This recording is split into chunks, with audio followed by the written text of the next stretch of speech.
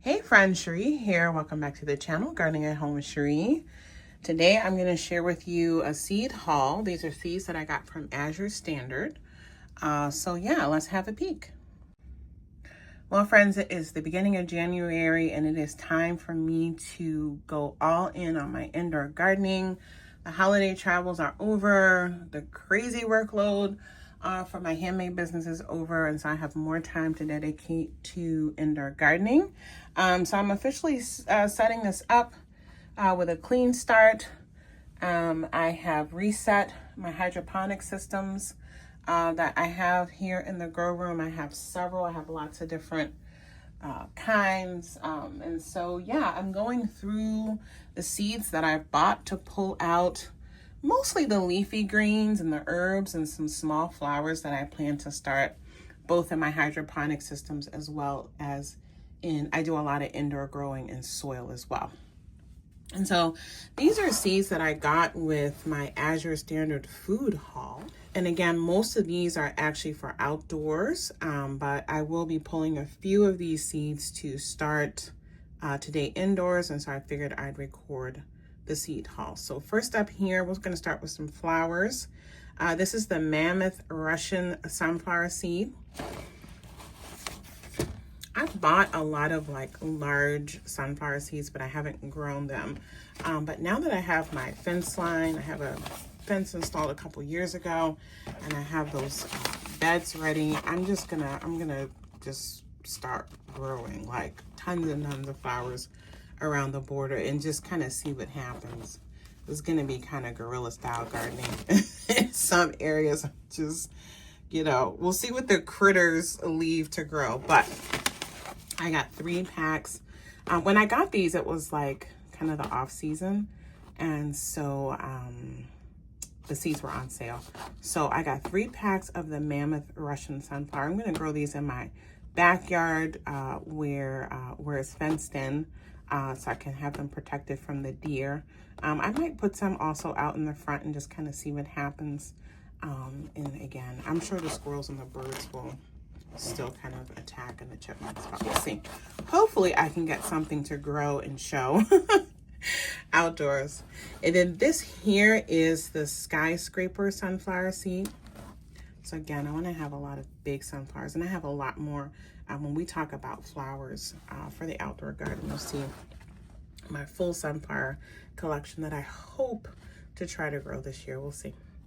And then I got this Cracker Jack marigold seed. I love growing calendula both indoor and outdoor, as well as the marigolds. I'm going to start some of those actually, let me put them to the side. The seeds I'm going to start indoors, I'm going to sit over here. So I'm going to start some of those marigold seeds, and I'm going to start the sun orange calendula seeds, as well as the orange king calendula seeds. I have about 6 varieties of calendula that I'm going to go ahead and start. I got a pack of Roman chamomile. That's going to get started. I got some onion chives. That's going to get started. The red torpedo onion, going to get started. The Walla Walla onions, those are going to get started later. The cherry bell radishes, these grow really well for me indoors, so they're going to get started. The cayenne long slim, I'm going to start a lot of cayenne seeds already indoors, so I'm going to put that aside. I'm going to go ahead and start this one. I have 3 eggplants that I'm going to try and grow indoors. This is one of them, the long purple. This is going to get started a little bit later. I want to add a bunch more rhubarb to my garden. It's a wonderful perennial fruit, flower, whatever you want to call it, plant. I love making strawberry rhubarb jam and other berry rhubarb things, and I've grown a lot of rhubarb successfully from seed. So I'm probably going to grow out this whole pack and plant them all around my garden. It's just like a foundation perennial. I have a very large border garden that I'm still trying to fill in around around my fence. And so I need some big, easy to grow perennials to plant there while my trees are trying to grow and other berry plants are still kind of small yet. So yeah, I'm gonna put this aside in a separate pile. I'm gonna have the outdoor pile. This is gonna start later pile. And then this is gonna start now pile. And then the other thing I got was the burgundy okra.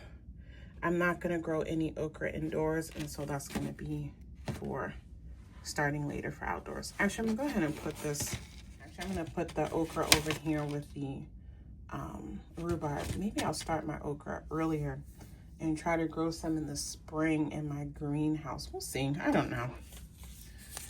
I also got this, I also got these double yield pickling cucumbers because I need a lot of pickling cucumbers this garden season, so I don't start my cucumbers indoors.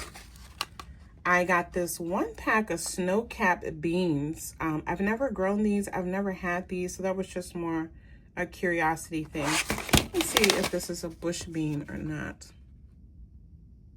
This says it's a halfway between a bush bean and a pole bean. So we'll save these for outdoors. I direct sow my beans outdoors. The next pile we're gonna look at are popcorn, well, different corns. I grew corn successfully in my garden, my very first garden season here in Minneapolis in 2020. Unfortunately, most of it got eaten by raccoons. And I didn't realize that they even were here until I saw my corn was disappearing, and then I started putting my cameras out in the yard, and the raccoons had gotten it. So the garden areas are fenced in now, and you know, I don't know if they're still gonna get in there, but I'm gonna try it. I'm definitely gonna try to protect my popcorn. So I'm gonna grow sweet corn on one end of the property, and then I'm gonna grow popcorn on the other end of the property. So I did get up, I already have some popcorn varieties I'll share when it's time to sow everything. But this is what I got from Azure Standard. I got the early pink popcorn. I got the Dakota black popcorn. I got this Chokiti, I'm probably pronouncing that wrong, I'm sorry. Pablo popcorn. So it looks like a mixed variety popcorn, pretty. I got the Japanese white popcorn. And finally, I got the Cherokee long ear popcorn. And then to add to my sweet corn collection, which I'll share later on, all the sweet corn I'm gonna try to grow. I do have, get this, I think it's pronounced Anasazi sweet corn. So what I'm gonna have to do, well, I have some things. I know, you know, about the cross-pollination and all that. I've studied it, and I have some things that I'm going to try, and I'm just gonna see what happens, right? Yeah, so we'll see. So I'm gonna have to select, I'm probably gonna try to grow like 3, just based on the size of my garden and how I can space them, and some other little tricks I'm gonna try. I'm probably gonna do like 3 or 4 varieties of each. I have a large property, and so I'm gonna be spreading them out. And we're gonna see what happens. We're gonna see what happens, because I have the seeds, and I wanna have my own corn. Okay, and then our final batch of seeds from Azure Standard, they had some really cool squash seeds. So I got the Sweet Reba acorn squash. I got the sweet meat squash. I got the crown squash, which I grew a variety of crown squash this year. I don't know if they're all the same. You know, sometimes it's like the same seed and they have different names. But I'm gonna be cutting that open and cooking that up soon on the cooking channel, so do watch out for that. But I've shared that on the channel here already through the grow season, if you have watched my growing and harvest videos from 2025. I got this Styrian pumpkin. It's a hulla seed pumpkin, so you can enjoy those pumpkin seeds. And I have another variety of pumpkin that's like that. Actually, again, I'll be cutting it open soon. and sharing that. And then somehow I ended up with 3 packs. I hit that button too many times and didn't realize it. But anyway, I got 3 packs of the Australian butter squash. And so definitely need to grow this because somehow I have 75 seeds of this. So let's see. All right, let's see what it says on the back about this thing though. It says Australian butter squash.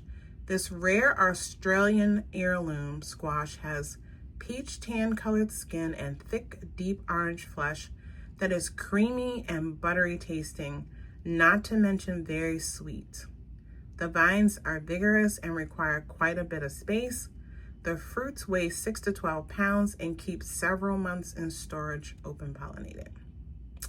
Yeah, so I'm excited to give those a try. I had so much success with my squash this past season that I'm gonna be going even harder in, and I'm gonna try my hand at watermelon. I have a lot of watermelon seeds, particularly smaller watermelon that should grow better here up in the north. And so I have some dedicated places that I've never grown in that I'm gonna be setting up those patches in. And so yeah, I might try and grow a lot of this Australian butter squash because I got the seeds and it sounds like it stores for a long time.